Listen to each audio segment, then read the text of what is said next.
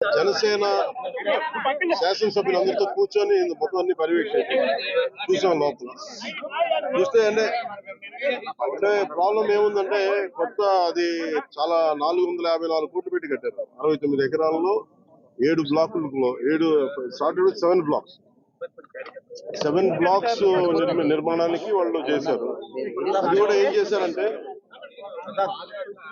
Extension of existing resort కింద చెప్పారు. వాళ్ళు గవర్నమెంట్ జీవోలో ఏముందంటే redevelopment of existence resort. That's how they have raised the bill. దాంట్లో 2 బ్లాకులే పెట్టారు.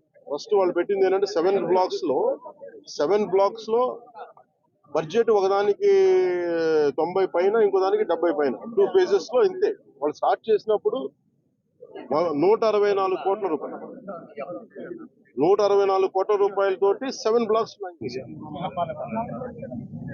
కట్టేటప్పటికి అది ఆ 7 బ్లాక్స్ గా పూర్తి చేయాలి.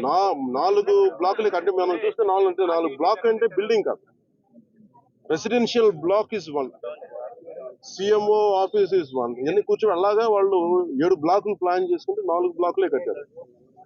7 బ్లాకులకి వాళ్ళు ప్లాన్ చేసినప్పుడు 92 కోట్లు ఫస్ట్ ఫేజ్, రెండో ఫేజ్ 53 కోట్లు. సో రెండు కొంచెం అటు ఇటుగా పెడితే 160 కోట్ల పై చిలుకు వాళ్ళ ఒరిజినల్ ప్లాన్.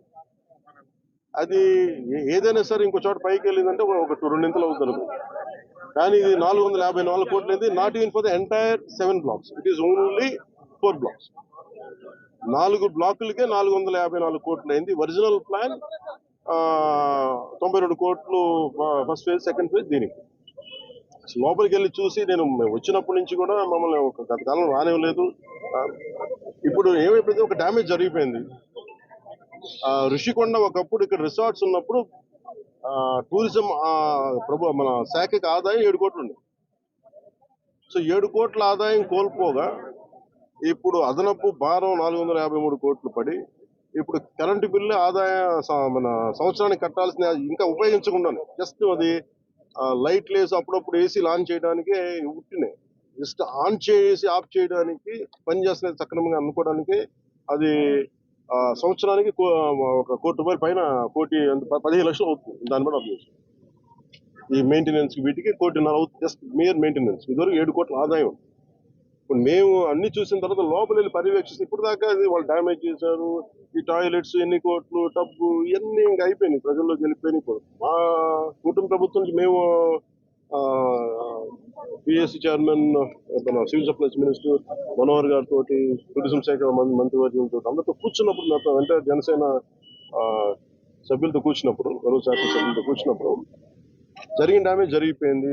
తొలచాల్సిన కొండ తొలిచేశారు, పాడు చేశారు. ఓకే, వీటన్నిటిని మించి ఇప్పుడు మన ముందు ఏముందంటే దీన్ని how well we can utilize. 400 change చెప్పి ఎలా పెట్టాలి, చాలాసార్లు అనేక మార్లు మేము కేబినెట్ మీటింగ్ చర్చించాం. ముఖ్యమంత్రి గారు కూడా దీని మీద ఎలా చేయాలనేది ఆయన అందరిని అడుగుతూ ఉన్నారు. సో మేము ఈ పర్యటన తాలూకు ముఖ్య ఉద్దేశం ఏంటంటే, ఈ పర్యటన ద్వారా ఫస్ట్ మేము అసలు ఏం చేయాలనేది మాకు ఇది ఇండివిజువల్ కుటుంబ ప్రభుత్వం కాబట్టి జనసేన పార్టీ తరఫు నుంచి వాట్ ఈస్ అవర్ అనేది, అంటే వాట్ ఈస్ అవర్ వ్యూ అనడానికి మనం ఇక్కడి నుంచి మంగళగిరిలో కూర్చోనో లేదంటే ఇంకా ఊళ్ళో కూర్చొని చేయడం, ప్రత్యక్షంగా ఒకసారి ఫీల్డ్ విజిట్ చేసి వచ్చే పరిష్కారం వేరుంటుంది.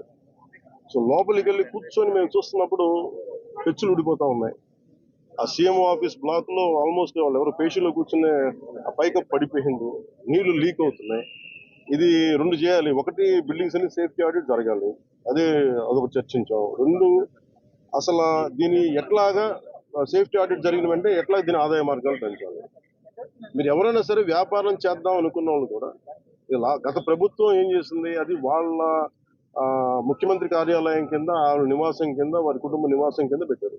మనం ఆలోచిస్తుంది ఏంటంటే ఇది ఆదాయం, ఇది టూరిజం శాఖ ప్రాపర్టీ. ఇది should remain as Andhra Pradesh government ప్రాపర్టీగా ఉండాలని మా అందరి కోరిక. దట్స్ వాట్ ఒక 4 రెజల్యూషన్ తీసుకున్నాం. ఒక ప్రైవేట్ వ్యాపారం ఎవరైనా సరే 1 కోటి రూపాయలు పెట్టుబడి పెడితే కనీసం ₹1 ఆదాయం రావాలనుకుంటుంది. దీని మీద 453 కోట్ల రూపాయలు పెట్టుబడి పెట్టి కనీసం ముందస్తుగా ఏం చేయాలి, అసలు బ్రేక్ ఈవెన్ ఎప్పుడు అవుతుంది, ఇది ఆదాయం ఎప్పుడు మారుతుంది అనేది ఏం చెప్పంటే, మన మైస్ అనేది ఒక యాక్రోనిమ్ చెప్పారు. ఏంటి MICE acronym? Meetings, incentives, exhibition and conference.